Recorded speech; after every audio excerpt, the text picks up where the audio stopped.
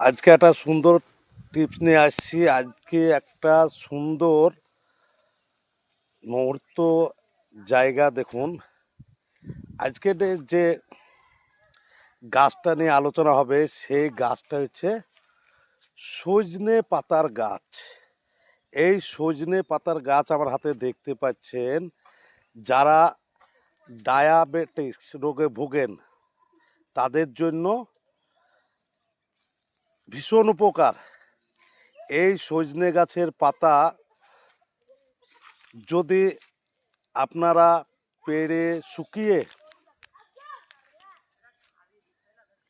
এটাকে গুঁড়ো করে প্রতিদিন সকাল এবং রাত্রিরে 1 চামচ করে খান, তাহলে ডায়াবেটিস থেকে মুক্ত পাবেন। এবং এর সঙ্গে যে কালো গোলমরিচ মুদির দোকানে কিংবা যে কোনো দোকানে কিনবেন সেটাকে গুঁড়ো করবেন। গুঁড়ো করে সকাল এবং রাত্রে 1 চামচ করে খান, ইনশাল্লাহ ডায়াবেটিস থেকে মুক্তি পাবেন। কারণ আমাদের সকলের ডায়াবেটিস ভুগছি আমরা।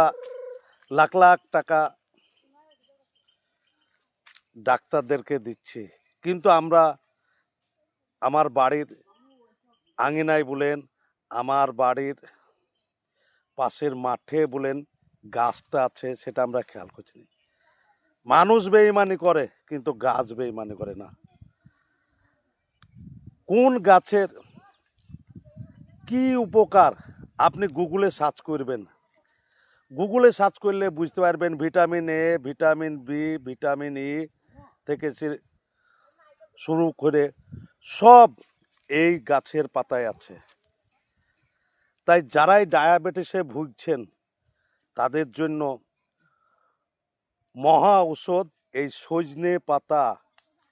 এটাকে শুকিয়ে গোলমরিচ মিশ্রণ করে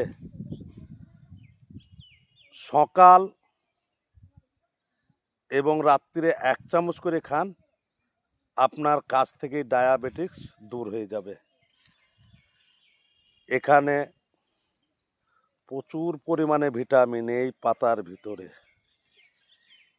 তাই বললাম, গাছ বেইমানি করে না। মানুষ বেইমানি করতে পারে, গাছ বেইমানি করবে না, কোনো গাছই বেইমানি করবে না। আমরা ভুলে গেছি, যেহেতু এগুলা আমরা কিনে খাই না, কারণ এগুলা ফ্রি তো।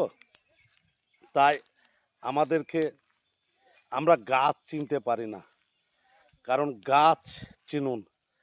আপনি গুগলে যান, গুগলে সার্চ করুন কি কি গাছের কি কি উপকারিতা আপনি পেয়ে যাবেন। আপনি বিশ্বাস করে সেবন করুন, দেখুন এই গাছের উপকারিতা কি কি। তাই এখানে ক্যালসিয়াম, ভিটামিন ডি থেকে শুরু করে অক্সাইড পর্যন্ত আছে। আজকের ভিডিওটুকু এইটুকুই।